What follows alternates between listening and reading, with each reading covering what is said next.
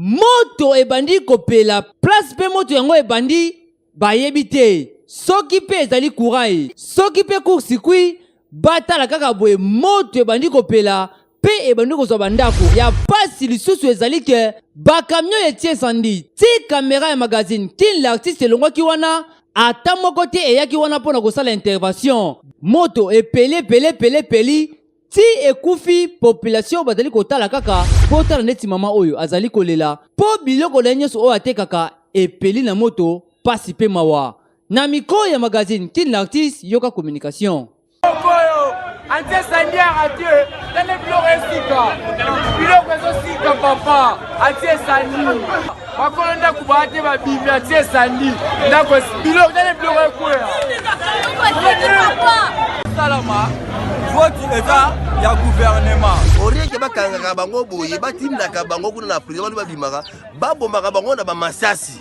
Eza ridicule ko bona kuluna ko tatina ngola. Kongo na mutabima kuluna na ngola. E ko sila mukoloni tozala posta pardon papa babomaka bango na masasi ba réclamer droit de l'homme ya unité bakanga bango batika. Regideso bosana na yo po baloba balemba ti sikoyo solution ya malonga ezwamaka te. Bakenaka kotoka mai ya basource na ba rivière ya pembeni ndenge bozali komona yango pe zali na etat ya mabe makasi yango nde basukolaka basalelaka pe misala ya ndenge na ndenge kosombele bakisi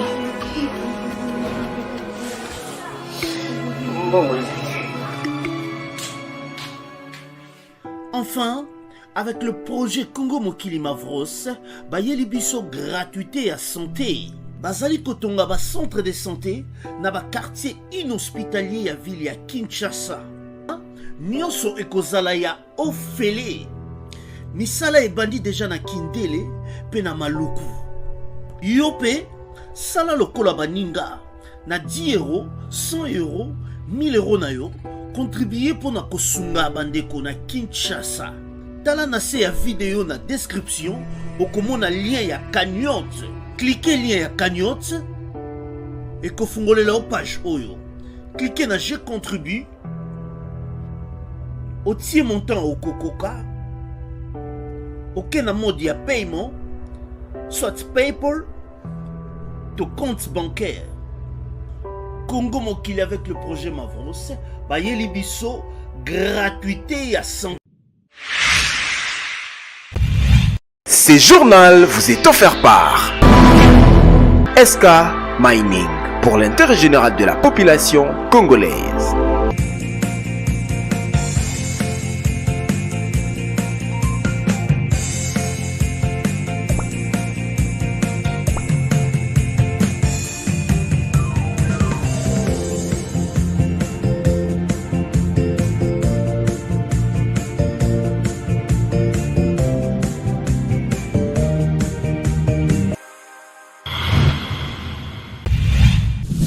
Début ya semaine partout na Kinshasa, Brazzaville, Petiaspora, Bipai Oyebozu Libaku, Yakolanda Kin Lartus, présenté par la étoile ya communication, les lots Bongo, 10e jour ya année 2022. Plaisir, Ezali Makas Nanga Monabiso, ya représenté édition Lelo pour Nabino.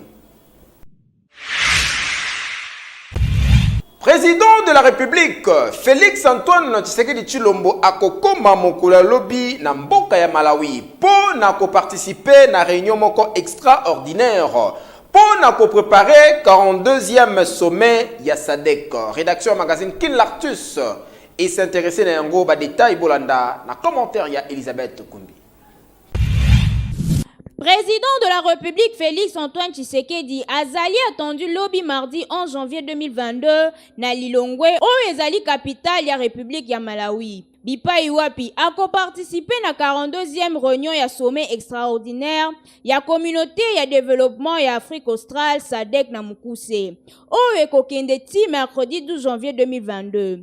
Na yango ekozala présidé epa ya Dr Lazarus Karti Chakwera oyo azali président ya Malawi pe président en exercice ya SADC. Kasi basis oyo ekozwa 2 jours ekotraité ba sujet ebele notamment évaluation ya ba progrès pe mandat ya mission ya SADC kuna na Mozambique oyo ezali mission ya kodéployer en vue ya kosunga Mozambique pona kolutter contre terrorisme pe ba acte extrême ya violence. Pe lisusu ba question centrale ya soutien na oyo etali fonctionnement efficace ya ba objectif ya mission ya SADC na Mozambique. Boyeba que peu avant sommet proprement dit oyo ko regrouper ba chef d'état na ba gouvernement ya ba pays membres ya SADC, réunion extraordinaire ya Troïka oyo kozala convoqué epa ya président sud-africain Cyril Ramaphosa oyo azali na attribution ya défense na coopération na oyo etali sécurité. Pe réunion ya Troïka oyo eko concerner 3 pays membres ya SADC dont Botswana, Namibie pe Afrique du Sud.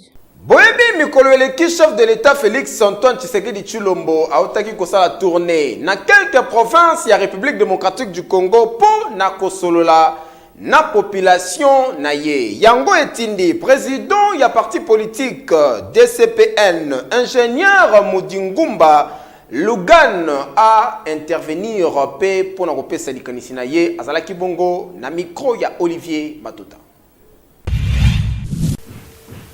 Par rapport à tournée à Mokondi ya Mboka, M. Félix Antoine Tshisekedi Tshilombo ezali likanisi ya malamu.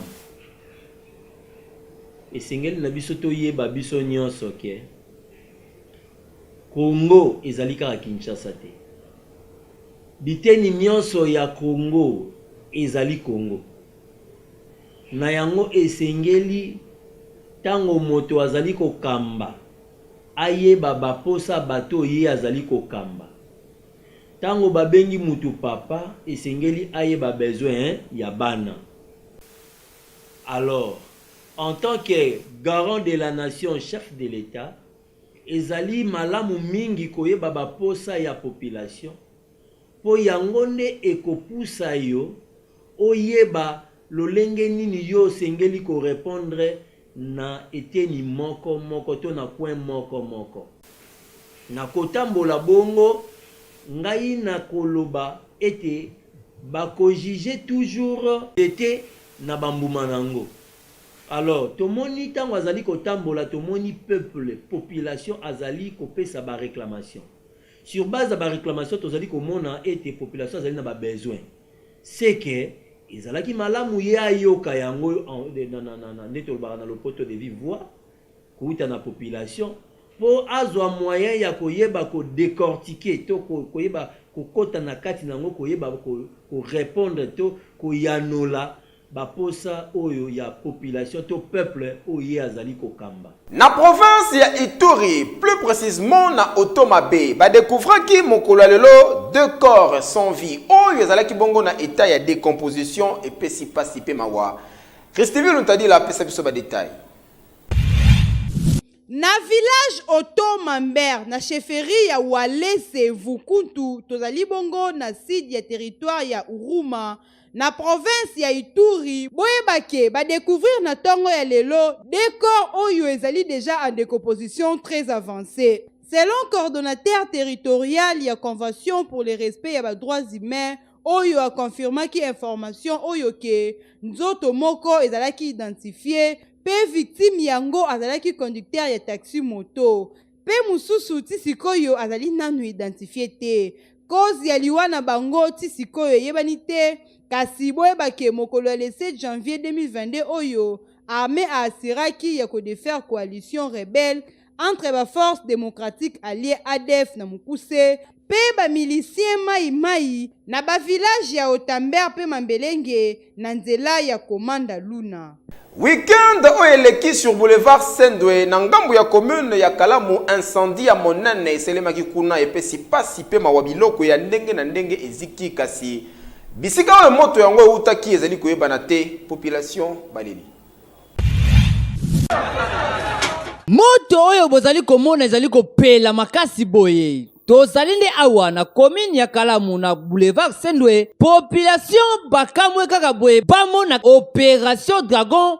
Moto ebandi kopela place pe moto yango ebandi bayebi te. Soki pe ezali courant, soki pe court-circuit batala kaka boye moto ebandi kopela pe ebandi kozwa bandako. Awa ba maison commerciaux ezalaka ebele pe bandako ya batu kasi bango nyonso tu ba moto e contaminer bango ndenge kaka bozali komona ya pasi lisusu ezali ke bakamio etie sandi ti kamera ya magazine ti l'artiste elongwaki wana ata moko te eyaki wana mpona kosala intervention moto epeli ti ekufi population bazali kotala kaka bamateriele ya bato eziki heureusement mutu akufi te botala neti mama oyo azali kolela mpo biloko na ye nyonso oyo atekaka epeli na moto pasi mpe mawa na mikro ya magazine tin l'artiste yoka communication oyo antie sandiara te tala biloko esika biloko ezosika papa atie sandi makolo ndako baa te babimi atie sandi ndako biloko tala biloko ekwea salama vote eza ya gouvernement normalement esengi fo chaque millier na bacommune bataka bacamion ya beti esandi siko na moment oyo ndenge na gouverneur de la ville siko tala ebela population ndenge baza siko bakosala intervention ndenge nini mai eza te sikoyo moto eza likolo makasi. En tout cas, na dossier oyo tozali bongo kobelela Jantini Ngobila Mbaka, gouverneur ya ville province ya Kinshasa esengeli na yo otinda bati incendie partout na 24 communes ya Kinshasa po bakaya boye etomaka lisusu te. Tala sikoyo moto epeli pe etumbi bandako ya bato. Normal tien boyebela na commune ya Ntele kuna na Bibwa kuluna pe insécurité ezali makasi bipai ya ba jeune garçon o bazali ko sala trouble ya kosakana te la police pe avandeli bango alobi ya kotika te ndenge bozali komona bakokoli bango boye kovoli ndende bazali bandoki te kasi bazali nde basemer de trouble oyo baderanjaka population ya commune ya Ntele na quartier Bibwa awa na district ya Tchangu. Tala ba jeune garçon mibale oyo bozali komona boye bango soki okutana bango na butu na fopa okolela ebele botala bilongi yango babeta ba tatouage ya ndenge na nzoto kutu moko amibengaka aigle bino moko bota na maboko ebongo na mukongo kaka bino moko ndenge bozali komona kasi population badeklara ti lelo oyo bakuluna oyo bazali kosila te pe population bango mo balobaki ata bakangi bango boye après 2 jours 3 jours okomona bango kaka babibili banda babandi lisusu koderange bango kasi mpo na bango population bolobi nini elo betile bakuluna babunda mboka eza na pauvreté eza pasi ndenge etila bango orieke bakangaka bango boye batindaka bango kuna na prison bano babimaka babomaka bango na bamasasi eza ridicule komona kuluna ekota tina ngola kongola moto amema kuluna na ngola ekosila mokoloni toza na posta pardon papa babomaka bango na masasi bareklame droit de l'homme ya unité bakangaka bango batika oyo tokosenga na bakonzi ya la police esengeli kotala dossier ya bakuluna oyo malamu po makambo ya kokanga bango sima 2 jours 3 jours babimi lisusu bazali nde konyokola population ya boye esengeli bakene mosika po population pe bavivaka na kimia ngana Bibwa abachanga msapi babomanga jeune garçon na ngana bana Bibwa ana lobaka te pe nazala na ngana sulu janti na bango te. Tokei na province ya Congo central na territoire ya Kasangulu po na koyebisa bino que population ya quartier Ntsaya résidentiel bazali na difficulté ya makasi na oyo etali bongo eau potable depuis quartier wana esalema batikala komona ata litanga ya mai te kokamwa. Olivier Matota azalaki kuna. Depuis quartier oyo esalema ekomana bandako ya kitoko boye ndenge bozali komona bamvula ebele bondimela ngai ke awa batikala komona mai ya régie de zote donc barobine awa bazalaka na yango te tozali na province ya Congo central na territoire ya Kazangulu précisément na quartier Ntsaya résidentiel oyo ezali lokola bagombe na bama campagne awa na ville province ya Kinshasa kasi oyo ezali awa na territoire ya Kazangulu na Congo central courant ndenge bozali komona ezali kitoko awa bondimela ngai réchaud na biloko ya ndenge na ndenge bafera repasser télévision batalaka yango kitoko kasi seule difficulté oyo bazalaka na yango ya makasi na ndenge ya nyama mai ya Regideso bosana na yo po baloba balemba ti sikoyo solution ya malonga ezwamaka te bakendaka kotoka mai ya basource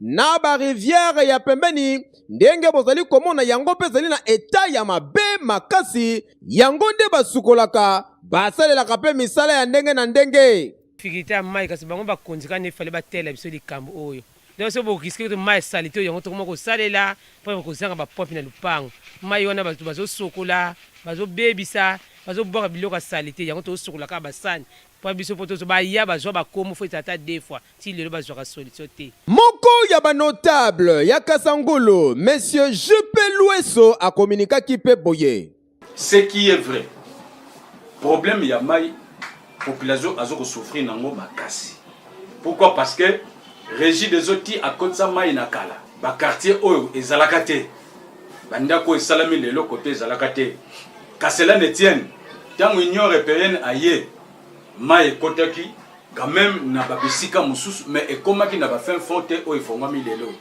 c'est ce qui fait que population oyo eza koto baza kosalela kaka mai ya nkelo oyo tobengaka source population et se sentir abandonné te nazo kosenga na ba député na biso oyo boponama na bana ya Kasangulu mai ya Regideso ebima boye te hein koto mai nde pasi tokenda musika kotoka mai toyoka pasi pena makasi azali na savoir-faire ebele na domaine na ye azali artiste plasticien na kombo ya Shaka bipai wapi asali clôture na ba plastique kokamwa tozali bongo na commune ya Bumbu Jordan de kwa kutana kina ye tangu tolobaka République démocratique du Congo ezali mboka oyo etonda bato ya mayele na ndenge pe na batalentueux na ndenge moko ya kosala blague te tala lelo moko ya bareporteur ya magazine Kin l'artiste na kombo ya Jordan Deko akitaki na commune ya Bumbu mpo na kosalela bino découverte ya artiste oyo asalaka ba art na ye à l'aide ya ba plastique kombo na ye Shaka Fumu Kabaka ye azali mama na artiste na ndenge moko kosakana te abetaka ba art ya ndenge na ndenge lokola oyo bozali komona afabriquer robot à l'aide ya ba dentifrice pe botala ba masque oyo afabriquer yango toujours kaka à l'aide ya ba plastique pe kokamwa lisusu ezali ko afabriquer robot à l'aide ya ba télécommande na ba téléphone oyo ezali kamba kokamwa makasi kasi eloko ekamwisaki biso ezali ndenge artiste oyo avec ba talent ebele a clôtira lopangu na ye na ba plastique oyo ndenge bozali komona c'est-à-dire na ba milangi kaka ya ba jus oyo tomelaka ye azwela ngo stratégie abeta yango atelemisa ndenge bozomona a clôtirer yango lopangu donc esali mwa kutu na kitoko moko na ndenge kosakana te contrairement na bato misusu ndenge bataka ba mire ye abenda mayele atonga nde ba plastique oyo akomisa ngo mire kutu tala mopanzi omona lidusu moko salami tellement mayele ezali makasi abomi yango à l'aide toujours ya ba plastique art plastique eza art oyo et contribuaka na assainissement art oyo contribuaka na environnement donc c'est-à-dire de plastique oyo bato bazomona tant qu'artiste plasticien je me suis dit au lieu que etrenaka na bakaniveau etrenaka na babalabala bato bakunda yango na mabele mpo ekreelaka biso mabele eza susu kobota mbuma te ekoma infertile po toyebi mabele ya kongo eza fertile alors c'est pourquoi nazwaki initiative ya kosala installation en rideau en plastique donc initiative wana nazwaki yango à partir ya wana parce que je vois le Congo eza surtout la ville de Kinshasa eza rempli na ba déchets lokola ba plastique lokola ba sachet et biso message na biso tant que ba plasticien ezaka yango wana donc protéger l'environnement contre la pollution. En tout cas tokosenga kaka na bakonzi ya mboka bato ya kotia maboko bango yeyo batondi mayele na ndenge kosakana te tala kaka à l'aide ya ba plastique mais artiste oyo azali capable ya kosala biloko ya ndenge na ndenge kaka ndenge bomona loin botia mayele awa eloko bien ebima Global Carpe Diem Service, facilitateur yaba congolais na masolo obtention yaba visa. Au lieu qui est partout dans le monde, comme vous connaissez, kende pour bako salisa yo. Bana ya Kinshasa, Lubumbashi, pe Congo Brazzaville, na masolo etali obtention, assistance, coaching, pe facilitation ya visa. Tala Global Carpe Diem Service, bazali bien qualifié, peu structuré, na ma vacation internationale, na oyo etali tourisme, pe éducation, bonne orientation, yaba démarche na pino, orevaka kotanga na mikili ya poto, yaba que, ba bourse d'études, et soponi ebele, na bamboka lokola, Chypre, na $1950 ya pamba, dans 10 jours, coup sûr. Inscription ezali kosalema ya ofele kotanga na États-Unis d'Amérique na $2500 payable en deux tranches dans 30 jours ozwi visa na yo ba bourse d'études totale pour na Égypte ezali. Premièrement, je dis un grand merci à GCDS vraiment moni visa na ngo pour la Chypre. Merci mingi na GCDS na nini ba fuyo ma visa na mai donc na pesi ba mo dossier lo mo TV national donc bien on va ka mo matupe ba ya ko awaza un coup inflam pesi agence DGS merci na kwa sale ngai na mambo mukie na ngo mukie apesi na visa on ko naipsa kibino awa za ba GT na GCDS de Souka Masolo na ke Chypre. Le voyage GCDS pour notre rotation de visa pour les Chypre. On vous appelle toutes les années les imaginaires, tous les gens puissent venir à l'agence GCDS pour obtention de visa de Chypre. C'est réparti. Bino ba oyo bolela tourisme na bamboka lokola Dubaï, Afrique du Sud, ba pays ya espace Schengen, pe ba destination ebele awa ezali kopeta matata avec accueil pe orientation sur place na ba pays oyo kokomela. Global Carpe Diem Service asali méga promo pour la ba étude, tourisme, conférence pe besoins médicaux na mboka ya Canada na $950 ya pamba oza mobimba. Wakanisi ya sili ten GCDS a tient à disposition na pino ba visa de travail pour na mboka ya Canada na $4000 ya pamba oza mobimba. Durée ya visa ezali kosala kaka 60 jours. Adresse Okokuta biso sur avenue Wakatingi numéro 166, référence croisement Yaba avenue Wakatingi na Willery en face ya Kolu Fungula na commune ya Kinshasa oza mobimba. Boite Na GCDS na quartier Badara 4 na commune ya Ntele, population bazali ko souffrir na problème ya eau potable komata bangomba pona koluka mai kasi mai yango pe zali na ba condition nini.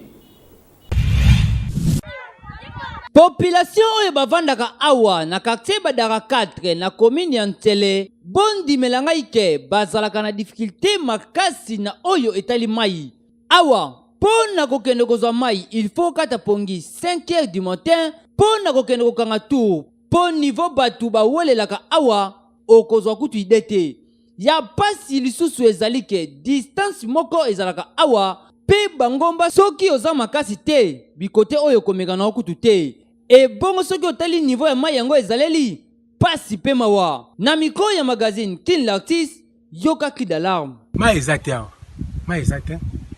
Depuis tout ya plus de 7 ans kaka boy kaka souffrance ya boy mai ezakate tongo butumu au moins bisoka bena ngombo bana mkinyo soka mayo kaka atuka bena souffrance ya makasi koto bandeko ya régie des eaux esengeli na bino kotala population ya quartier Badara na commune ya Ntele pe bo trouvele bango solution na lombango po kotika bango na beta ya boye eza vraiment normal te boyebela. Na occasion ya 5e anniversaire na bango équipe ya ba réalisateur ya Libota Central weekend oyo babeta ki mobange na match na équipe ya ba étoile ya communication ya magazine Kin l'artiste na commune ya Njili elikanaki ndenge nini espoir ibandulu la 4K zalaki wana po na kopesa ba détail. Na occasion ya 5e anniversaire ya bandeko Libota Central boyeba ke baorganizaki masse de loisirs oyo wa invitaki magazine King l'artiste mokole dimanche 9 janvier 2022 na commune ya Njili na quartier 3 kasi match balaki bongonde na 14h30 bipai wapi oyo 22 acteurs bazalaki bongo déjà na terrain kasi premier mi-temps ba action ezalaki de part et d'autre P0 bi partout nde memaki 22 acteurs na versière na kozonga na bango na deuxième mi-temps bandeko ya Libota Central bayaki komarke bi na bango na 75e minute oyo esalaki ke bamema score yango tina fin ya match kasi na ngambo ya magazine King l'artiste tomonaki wongo ba action ezalaki ya ndenge na ndenge kasi bi etikalaki nango kokota te invitation na biso ndenge King l'artiste boyambi yango esali biso na esengo makasi donc na komona na pas monté toza considéré na ba presse mosusu esengo eza ya kosala 5 ans d'entreprise ya ba jeune boy ya ba jeune ozala ba jeune o gérer bango pendant 5 ans bobebani te koswana te bitumatière okabona pe eyaki eza jeune j'ai été na jeune donc la zone se matombe belé na King l'artiste et yamaki invitation na biso et c'était lui et fêté 5 ans à Libota Central. C'est la première fois que depuis to beta kaba match to gagner na King l'artiste appelé Libabe. Et bon respecter pe monga to respecter match bien mugulu te po ba just musisi no kula ani ba jouer musu to beta na bango to na boye ko chebi o sali mugulu chebi no moko me satika wa ba ta King to se pe na bino fort na match esi na te to ko zabura pour son beta esukaki bongo te bayaki lisusu koyamba bandeko ya King l'artiste bipai wapi mwa kwanga mwa sikre epesamaki ya boye vraiment esali mama neloko pe biso magazine King l'artiste tozali kosouhaite bino bajoyeux anniversaire bandeko ya Libota Central oyo bokanisaki lisusu kobengisa magazine King l'artiste mpona kobeta na bino masse de loisirs tika ete ekolo nzambe apambola pe bozala toujours même moral yokani pe esali mama neloko te yango ekoki korate te rubrique préférée à bakinois babrazavillois et surtout diaspora bulu yeke plus original en mode 4G ya lelo motuna ezali nini pe uti epai ya nani landa surtout ozwa leson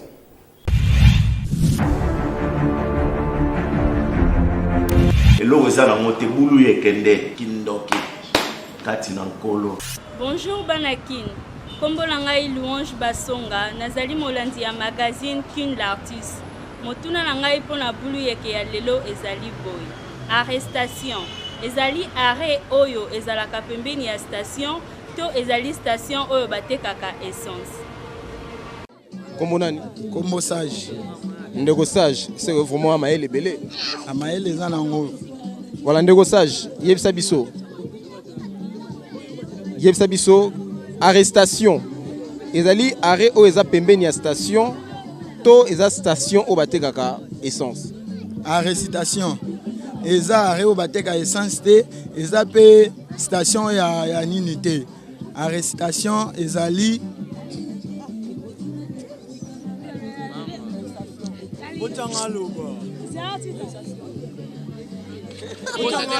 eza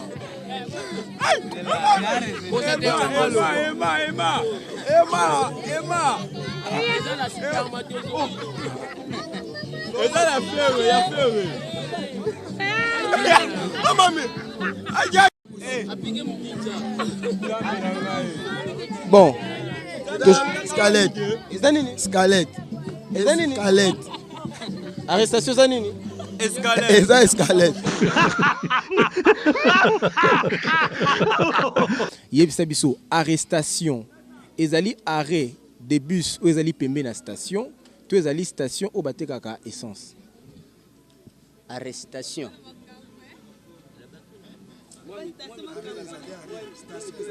Donc arrêt eza eloko mususu.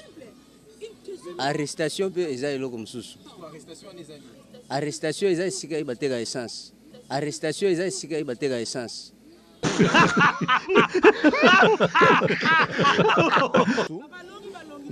Question mosusu oyebisa biso arrestation ezali arrêt oyo eza pembeni ya station to ezali station oyo batekaka essence. Wow, merci beaucoup. Arrestation eza ke mutu asali problème yo kokanga na arrestation na ye. Ba ye kokanga ye, c'est ça l'arrestation. Eza ya station te, eza olobi on peut lobi en te. Eza arrestation o ke mutu asali mabe ba ye kokanga ba tile plainte ba ye kokanga arrestation ba ye bakangi na mabe oyo asala ki. Papa komonani? Komona papa Kios.